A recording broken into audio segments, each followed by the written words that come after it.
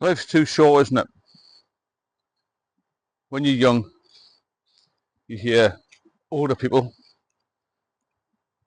say that a lot. Life's too short. Get out and enjoy yourself. All this sort of thing. I'm going to talk about the impact that alcohol has on your life, on my life in particular, and maybe many of you. I'll let your thoughts as well on this. Because when you're young, you've got lots of life ahead of you, haven't you? You never think about getting older. And you go with the flow, which I did. Myself, many of my friends started drinking at the age of 14, 15. Not massive amounts, a little bit here and there, a few drinks, a few pints. Get a little bit older, a bit more confident, maybe, with a drink. Because alcohol at the time was a solution to my problem. And I was a bit shy. Very tall, very thin. Felt a bit out of place sometimes. But after a few drinks I felt a bit better, a bit more confident. Then you start the dating game, don't you? All this sort of thing. Then you start a career, maybe early 20s, and you're still drinking. In fact, you're probably drinking more. I moved to London, big city lights, big city life. So I drink more and more. I just thought it was part of the course, because I joined a profession where lots of people drank, worked shifts in central London, got promoted. I had a great time. But I thought what was a great time. In my early 30s, I still looked ahead and thought, well, I'm never going to be 60. It's a long time until I'm 40. Kept drinking.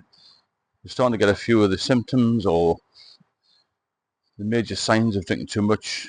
Bad head, feeling dehydrated, feeling very tired, lack of motivation, all this sort of thing. But still carried on because a lot of my colleagues felt the same. We used to get up early, looking for early turn and say, God, I had a rough night last night. We're not going for a drink today.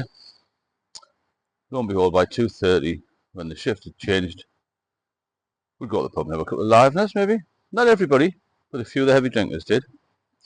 Me included, of course, because I used to like a drink. I used to drink lager, premium lager, never any spirits or anything, not that matters. But I was still young enough to, what I thought was get by. And then suddenly time moves on. You'll start a family, get more stress in your life, all this sort of thing. And time starts to not run out, but you start thinking, well, hang on a minute, I'm nearly 40 now. A bit more tired, a bit more stressed, all this sort of thing. Maybe your marriage isn't going too well, all sorts of reasons. So you reach for the bottle, don't you? And that's when I started to get a few problems. I was on my days off, I used to drink a bit more, or too much, far too much. And then sometimes I'd have a hair of the dog. As you know, that's reaching for the bottle in the morning. Whenever you wake up, really. Felt a bit rough, that would put you right for a few hours, and then have another drink, start again. And then I've got problems with anxiety, couldn't travel very well, all this sort of thing. Eventually retired, got divorced, had more time to myself, had some cash spare, and I just ended up in the pub all the time.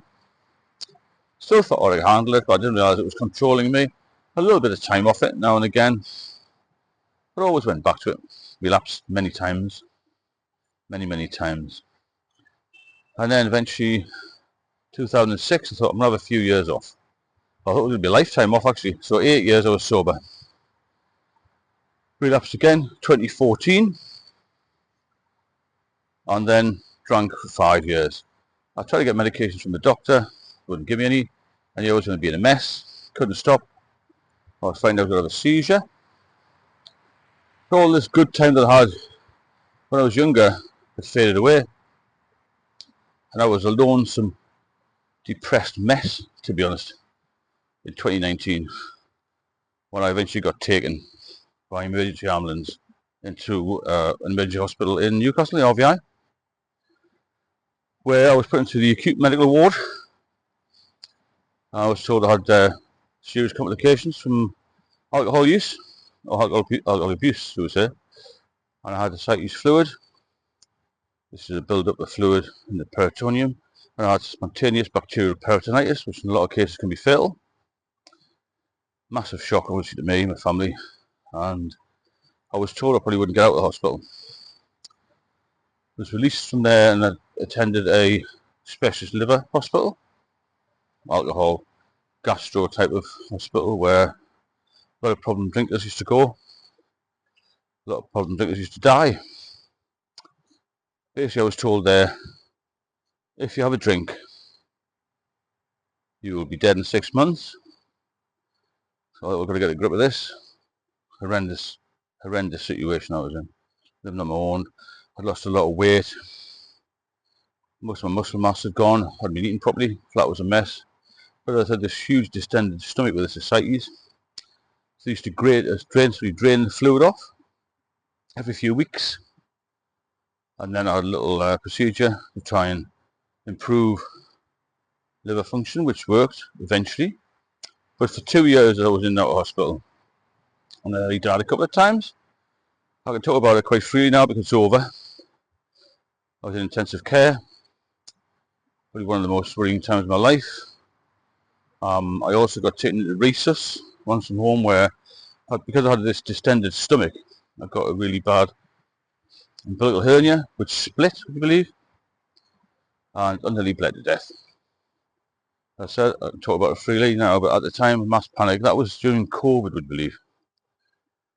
So I was ill at the worst time I could be ill, to be fair, because the hospitals were stretched anyway.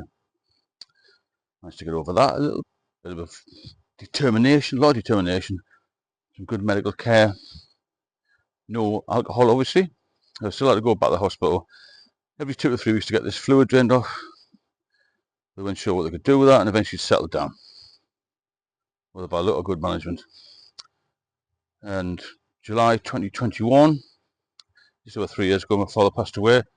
I was still very weak, sometimes even in a wheelchair. I thought I've got to be strong for my mother here, my family, my daughter. And I started to walk a little bit. I spoke to the doctor. I said, you'll be fine just to walk 20 yards, walk 30 yards, walk 40 yards and build up on that, get stronger, which I did. And to my amazement, I felt better. Very strict diet, which I'm still on now. Lots of fruit, vegetables, fish, meat, all good food. Lots of water, zero alcohol, of course. That's the key, zero alcohol. That's what you need. And you'll pull through. And when you get sober, the benefits are massive. Because for me, this is a new beginning. I'm happy again, I've got a future. I'm fit, I'm healthy. I look better, my skin's cleared up. I'm not in the mess I was before. I put some muscle mass back on because I'm eating properly. Eat 3 or 4 meals a day. Look after myself. Sort of self-care. Good relationship with my daughter again. My mother, with my girlfriend, everything's fine. A message to you is, it's never too late to stop. I'll stop later in life. If you can stop when you're younger, the benefits will be even more.